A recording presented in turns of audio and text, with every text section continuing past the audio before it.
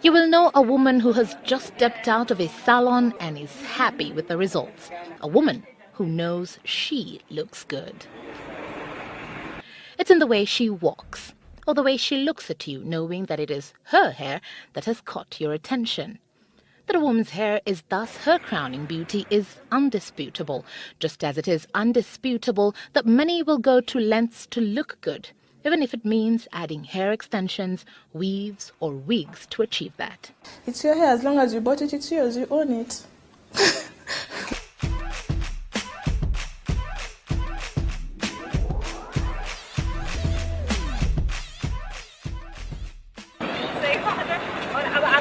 In the ever-busy Haridwar city, 200 kilometers north of New Delhi, India, 30-year-old Unesh Kumar Takar and mother Gangaben Takar are having their heads shaven. Their loved one has passed on. Why shave hair? I can pray to God. And this here is their sacrifice to the gods to rest his soul in peace. Hello, ma'am. We come all the way from Kenya.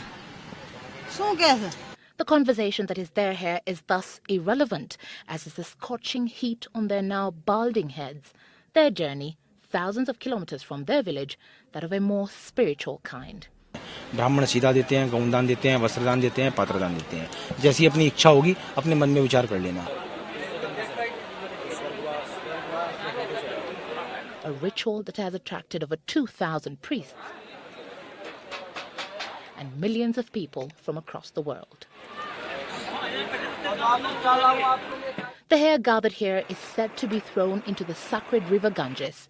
It is this way that the people truly believe that they have given her their sacrifice in exchange for their prayer requests, whether wealth or health. However, unknown to most, some businessmen are said to camp at the river to collect most of the hair that floats past. Tirupati Temple in India's Andhra Pradesh is not only considered the richest temple in the world, evident even in its structure, but also the world's most visited place of worship. Thousands of pilgrims are said to visit this holy place daily to seek favors from the gods and in exchange offer sacrifices, whether money or precious stones.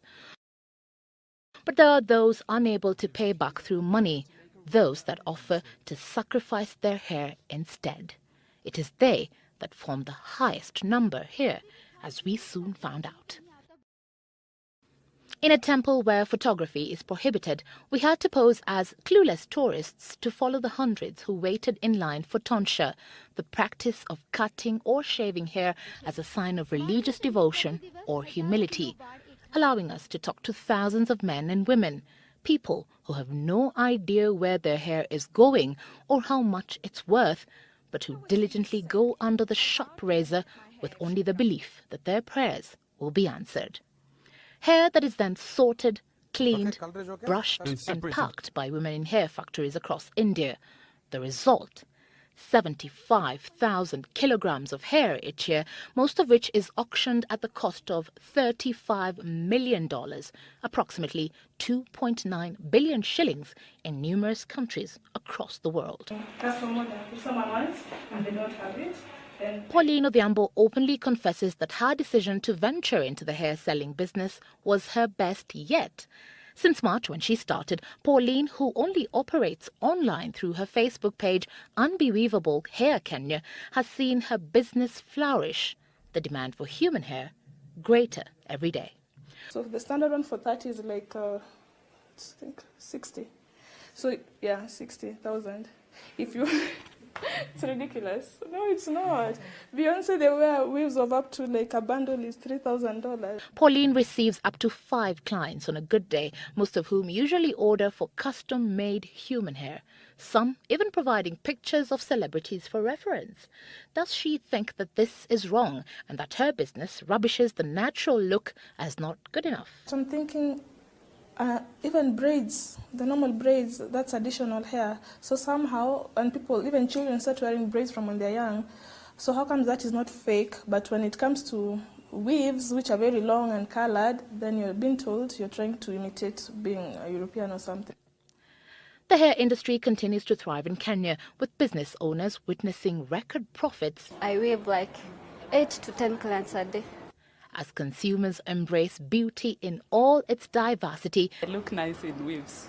despite the myths that continue to tell the history of the hair on their heads. Fake hair from dead people. People say if you put it on because someone was poor, you become poor, or someone had a history of illness, it will follow onto you. I don't believe that. And so the conversation that is the hair on these women's heads ends as quickly here as it did in Haridwar city, miles away, where I was instead shown of the superseding goal that is prayer, and how that, for many women, is the ultimate sacrifice. Evelyn Wambui, Sunday Live.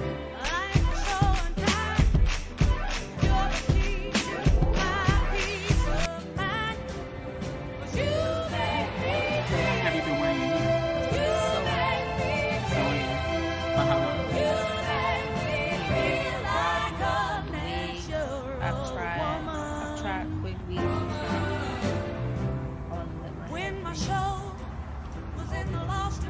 How long you think you've been wearing them? The braids and the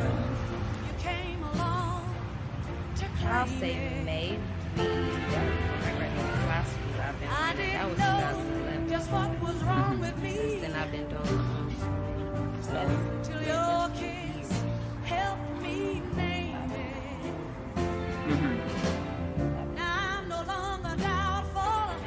Can you see you been braiding it out?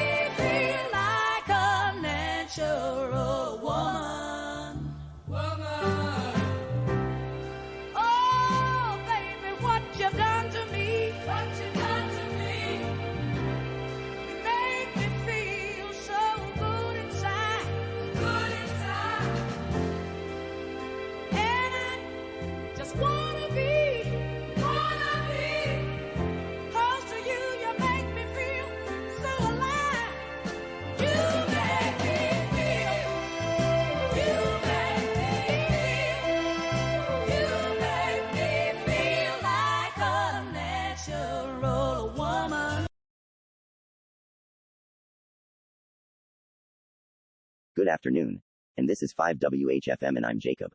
I'm here outside of Neighbor's Beauty Supply having a talk with the Israelites. And my question is, how come so many of our queens and princesses continue to wear these hairs? That's because all the curses have been poured out upon us. And notice I said, us sis, cause I don't want you to feel single out. Let me get Deuteronomy chapter 28 verse 43. Bring it. Deuteronomy chapter 28:43. The stranger. The woo? The stranger. Read on. The stranger that is within thee shall get up above thee very high, and thou shalt come down very low. He shall lend to thee, and thou shalt not lend to him.